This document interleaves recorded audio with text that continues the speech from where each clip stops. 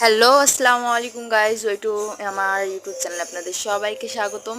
তো বৃষ্টি হয়েছে, ভাবলাম আমাদের খেতেও বেশ কিছু সমস্যা হয়েছে, তো ভাবলাম আপনাদের সাথে শেয়ার করি। তো যে কথা সেই কাজ, চলে গেলাম। তো যাওয়ার আগে একটু দুষ্টামি তো করতেই পারি, এটা ছোটোবেলা অনেকেই করে থাকবে, তো আমিও করলাম। তো এখন আমরা আছি, এগুলোকে আমরা ধন্দল গাছ বলি, আপনারা কি বলেন তো জানি না আমি। তো যে যেই গাছই বলে থাকবো অবশ্যই কমেন্টে জানিয়ে দেবেন।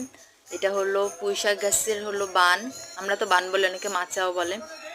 অনেক সুন্দর হয়েছিল পুঁইশাক গাছ, আমরা অবশ্য 2 দিন কেটে খাইছি, দেখতেও অনেক ভালো হয়েছিল। আর এই পাশে আমাদের একটা হলো পেঁপে গাছ ছিল, পেঁপে গাছটা অবশ্য ভেঙে গেছে, তো সেই গাছটাই দেখানোর জন্য যাচ্ছিলাম।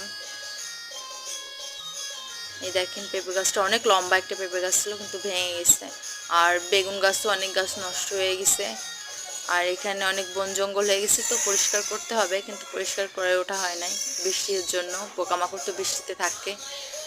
তো আমাদের ভিডিওটা যদি আপনাদের ভালো লাগে অবশ্যই চ্যানেলটি সাবস্ক্রাইব করে আমাদের পাশে থাকবেন। সবাই ভালো থাকবেন, আল্লাহ হাফিজ।